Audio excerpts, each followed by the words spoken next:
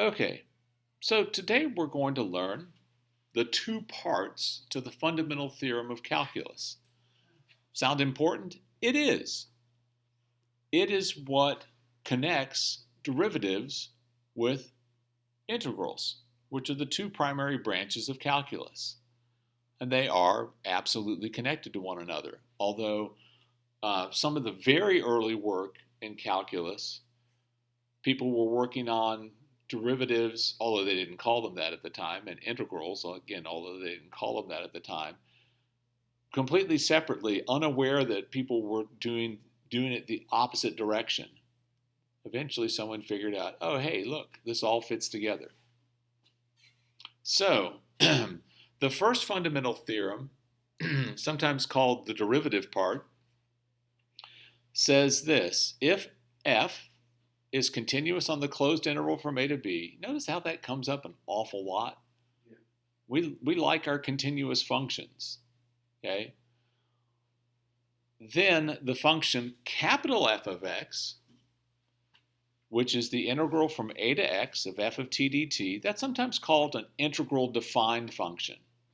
We define capital F in terms of an integral, and notice that this variable matches this upper limit of integration, and here we have a different variable. It doesn't really matter what this other variable is. Typically it's t. It doesn't matter if it's z or w or anything else, but you can't use x, because then you'd be using the variable for two different things at the same time. Okay? Is in fact differentiable on the closed interval from a to b. That means that you can take its derivative. That means that this function is a continuous function, and that it doesn't have any sharp corners, that it doesn't ever have an infinite tangent line, all those things. And the derivative of capital F with respect to x is the derivative with respect to x of this integral, which is in fact just f of x. Basically what they're saying is taking the derivative of an integral defined function just gives you the integrand with x instead of whatever variable we're using for a placeholder here. Okay, we're going to make a lot of use of this. First, we're going to do some fairly basic questions, and we're going to extend it a little bit. So let's take a look here.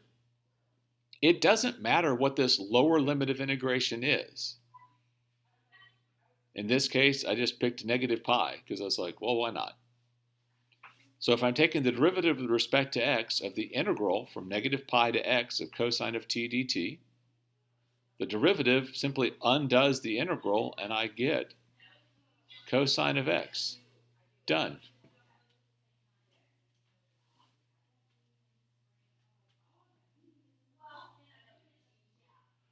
The only stipulation is that the function that you have here needs to be continuous on this interval. And cosine's continuous on any interval, so that's not a problem. Okay, but that is something you should always be checking. All right, for this one, 1 over 1 plus t squared, is there ever a place where that is discontinuous? No, because 1 plus t squared is never 0. So like, okay, I don't have to worry about that. The fact that this is 0 means absolutely nothing. And I take the derivative and I just get 1 over 1 plus x squared.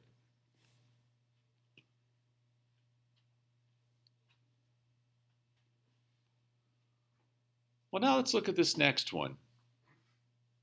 We have made this slightly more complicated here. What's different? There's x squared down.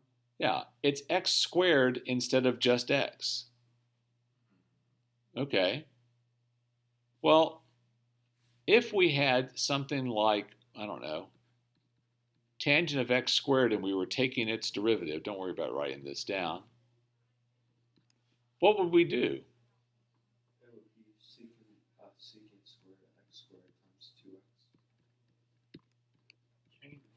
we would use the chain rule. And the argument here would be this x squared. Okay, we're going to do the same thing here. I'm going to take the derivative just like I normally would, and the argument here is going to be the x squared. So it's going to be sine of x squared, then because of the chain rule, times 2x. And typically, the 2x is written first, so there's no confusion about what are you taking the sine of. We're taking the sine of the x squared, not taking the sine of 2x cubed. Okay? What's different about this one? There's a numerical value in the, I don't know what to call that place in the integral. The upper limit of integration? And? The x is on the bottom. So, can I switch those?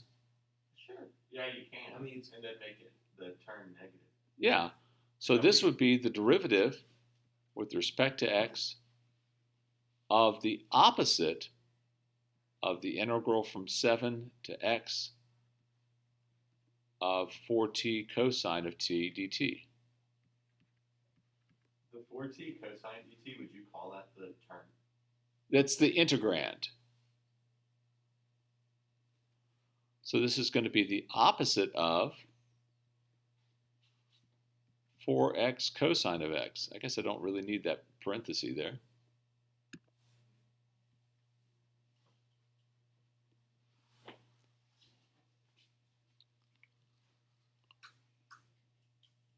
Everybody good on that? Now, we're going to do this last one kind of a long way at first, and then we're going to go, could we have done that faster? Just telling you up front. Okay? Okay. How is it that this one is different than all the other ones? There's a 3x, or like a, There's two x's in the upper and lower limit. Right, the upper and lower limits of integration are both functions of x. There's no constant. Well, my rule says there has to be a constant. Okay. I'm going to rewrite it as the derivative with respect to x of the integral from 3x to, oh, let's pick a constant. 2. 2. Great. Of 1 over 2 plus e to the t dt plus the integral from 2 to x to the 4th of 1 over 2 plus e to the t dt.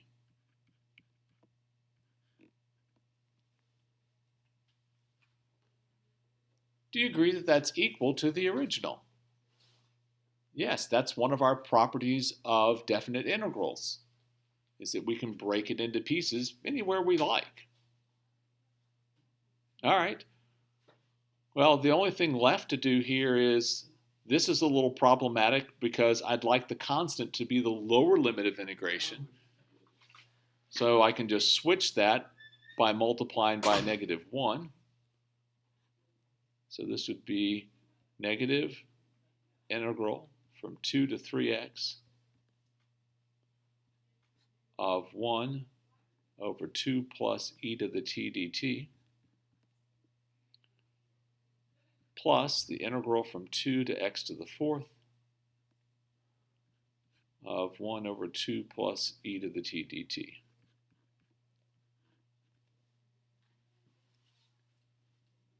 Now I'm ready to apply this part of the fundamental theorem of calculus. So this will be negative 1 over 2 plus e to the 3x times, because of the chain rule, 3 plus 1 over 2 plus e to the x to the fourth times 4x cubed. And then cleaning that up, and I'm going to put the positive one first. I get 4x cubed over 1 plus, 2 plus, my fault, e to the x to the fourth minus 3 over 2 plus e to the 3x. I think I see an easier way to do this. Yeah, you see it? Yeah. You just do the upper minus the lower. Yeah. That would save you a lot of time, but I wanted to show you why it worked rather than just say, here, this is a magic trick. Okay? So that is one part of the fundamental theorem of calculus. Some books call this the first fundamental theorem of calculus and the other one the second fundamental theorem of calculus. Some books call this one the second fundamental theorem of calculus and the other one the first. And your book goes, this is the fundamental theorem of calculus and it's got two parts. Nerd talk. It doesn't really matter. Okay? The author should go out and socialize more. They sound lonely. All right. So, this is sometimes called the evaluation part of the fundamental theorem, and we actually talked about this a little bit yesterday. So, if f is continuous on the closed interval from a to b, again, that's that same thing that we had in the previous part of the fundamental theorem, and if capital F is any antiderivative of little f on the closed interval from a to b, then the integral from a to b of f of x dx is capital F of b minus capital F of a. This is what we started talking about yesterday. You did some of this on the homework.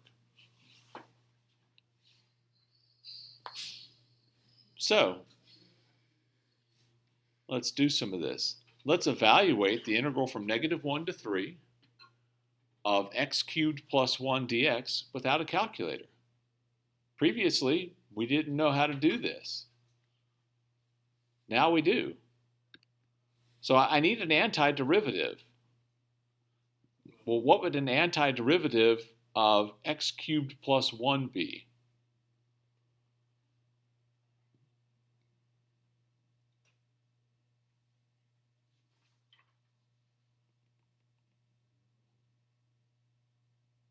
X cubed plus 1 to the 1.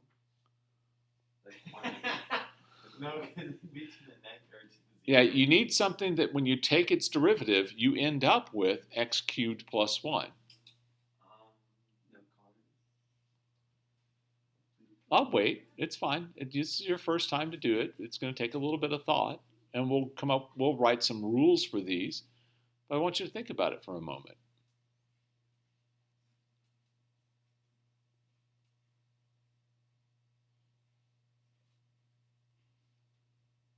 Is there going to be a root in it, like a cubed root? Oh, no. No. Think about it for just a second. What would you have to take the derivative of so that you have an x cubed involved? X to the 4th. Right. So I need an x to the 4th. But if I take the derivative of x to the 4th, do I get x cubed? No, you get 4x cubed. You get 4x cubed. And I don't want 4x cubed.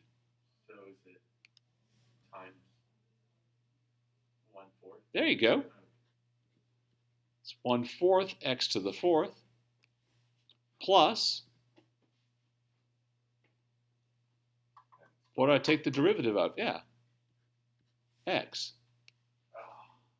And typically the way that we write this is we'll put square brackets around this and say I'm going to evaluate that from 1 to 3. It should be -1 to 3.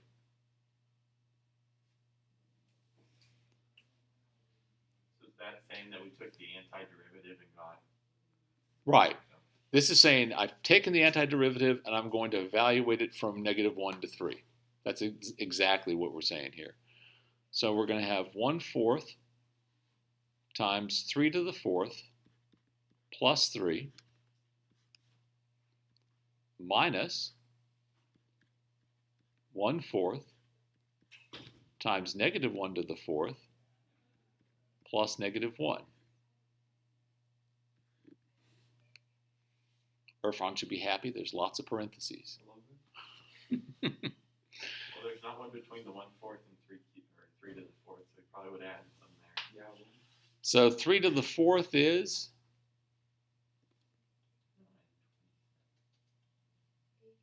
81. So it's 81/4 plus 3 minus 1/4 plus 1/4 minus 1.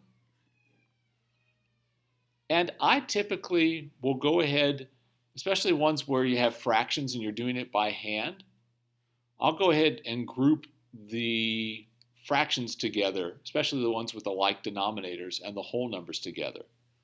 So at the very least, mentally, I'm rewriting it this way.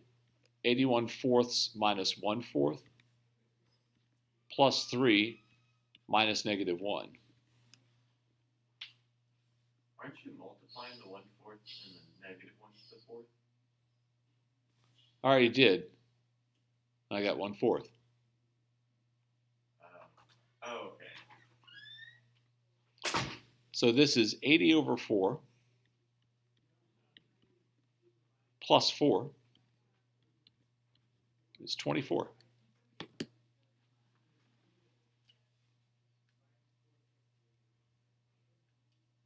yeah, okay. Okay? They don't often come out to be quite as nice as that. Whole numbers are sort of the exception rather than the rule on those. All right, let's try this one. We've done some of this with calculators, but now we can do this by hand.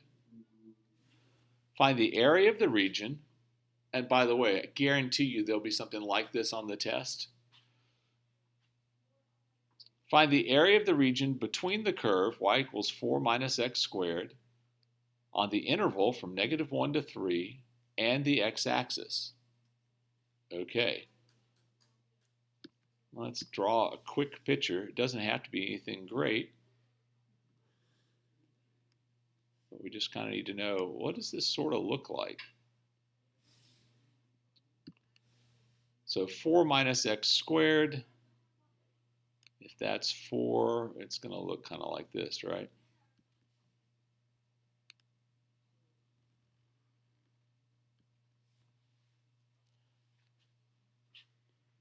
And you're like, why do I care what it looks like? Well, where does this parabola cross the x-axis? At 2 and -2. Very good.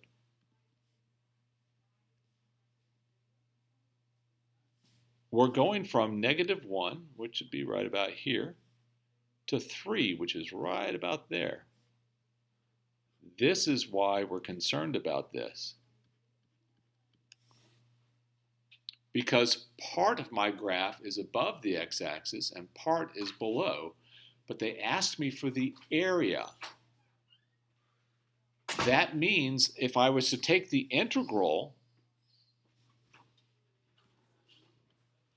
I would get, this part would be counted as positive and this part would be counted as negative, and I would get a smaller answer than the true answer.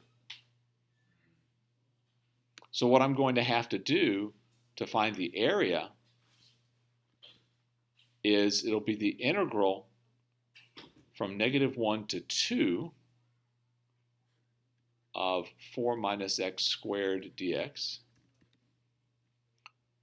minus, because this is, the integral is going to give me a negative for this, the integral from 2 to 3 of 4 minus x squared dx.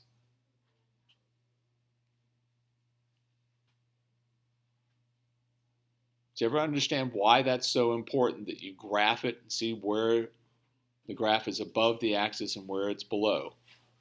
It happens almost every year that someone just ignores that on the test. And they lose a massive number of points for it. So do we only have to do this when they say find the area? Yeah. So for this first part, let's see if I can find the antiderivative. The antiderivative of 4, or the simplest antiderivative of 4 is 4x minus, what's the simplest antiderivative of x squared? 1/3 x cubed. See it? After you did that first one, you're kind of getting the hang of it. So I'm going to evaluate that from -1 to 2 minus same antiderivative, 4x minus 1/3 x cubed, evaluated from 2 to 3.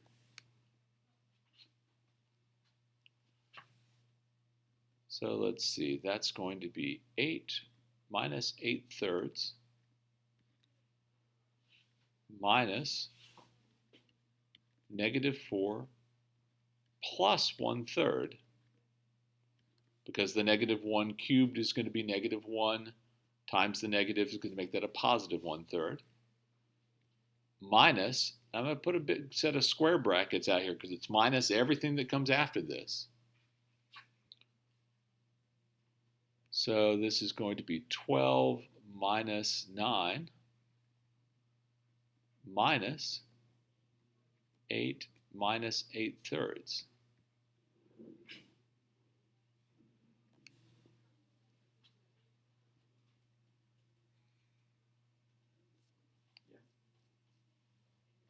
Can we leave it as like this? Pardon? Can we leave it like this? If this was a free response question on the AP exam, absolutely. If this is a question on my test, you can leave it this way. But let's face it, you're going to want to, in the homework, you're going to want to find the value. So let's talk about that. So let's see, this first part, the whole number here is 8. The whole number here is plus 4. That's going to be minus 3 plus another 8. So I'm just getting all the whole number parts together. And I've got a minus 8/3, a minus 1/3, and this is where it gets nutty. Minus a negative 8/3. Is that positive or negative at that point? Negative. So that's 17 minus 17/3. So that's 17 minus 5 2/3 is 11 1/3.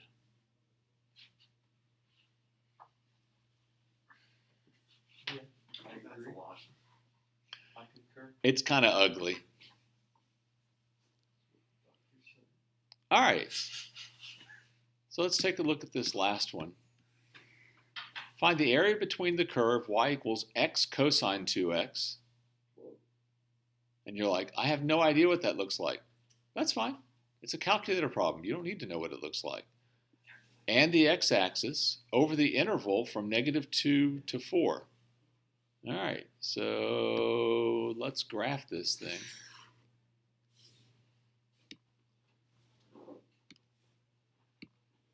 Clear that out. X cosine 2x. For all you physics fans out there, make sure you're in radian mode. Superior mode. And we want to put this window from -2 to 4. Should just go get a physics calculator. There's no such thing as Yeah, it is. I buy another one and keep it always in degree. And I don't know how big this is going to get, but at the very most, it would be 4, right? Because the biggest cosine would ever be is 1. So I'm going to go say -4 to 4. That's probably more than I need. Who knows? Maybe you're right. No, you're Don't be silly. Of course I'm right. And there's all kinds of craziness going on here. This shape you told Here is the nice thing about this, though. Well, you could break this into 1, 2, 3, 4, 5, 6 integrals. Probably don't actually want to do that, though, do you? No. But is it pretty clear that this is symmetric about the y-axis? That this part and this part are exactly the same size, and one's above the axis and one's below the axis? And that this part, where did I start there? -2, I bet. Oh, yeah. To 2. Oh. We really only need 2 to 4. So we really only need to go from +2 to 4 because that part all wipes itself out. Now that's only 3 integrals now, right? That's a little nicer. Makes me wonder what that point is. Let's see. That's probably pi/2. Let's check. I bet that's pi/2 and I bet that's pi. Do you think? Since you're my math teacher, I'm going to say yes. Let's trace this to pi/2. Oh, nope, that's not pi/2. Wrong. So I can't trust you anymore. Is this other one pi? No. Probably 3/2. Yeah. So I could find this. Let's see, if x cosine 2x is equal to 0,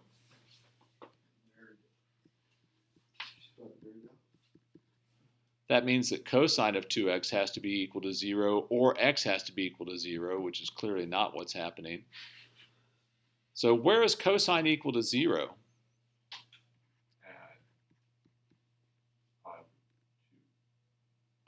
At pi/2, and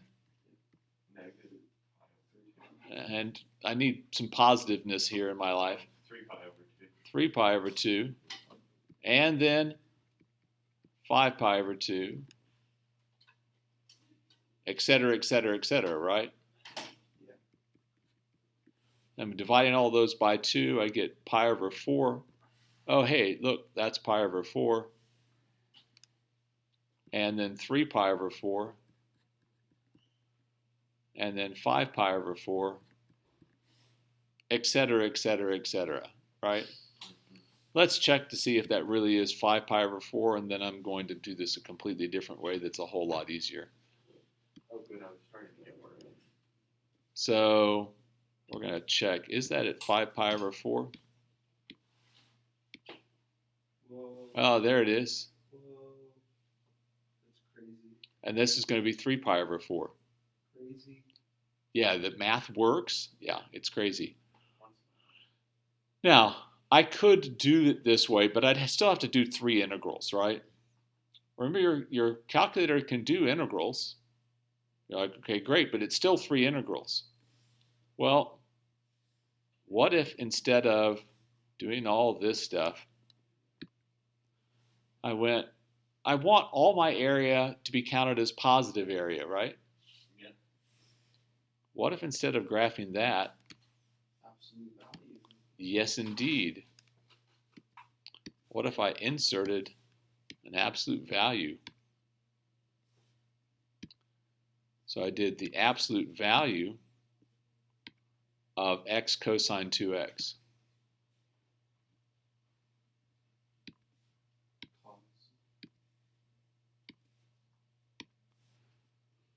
Now when I graph it, everybody is above the x-axis. Life is good. So now I can just do the integral.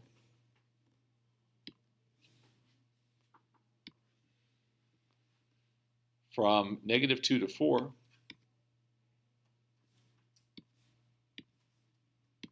I could have done it on the graph screen, but since I'm out of that, I can just, no, that's not it. It's in Y1. That way I don't have to type it again.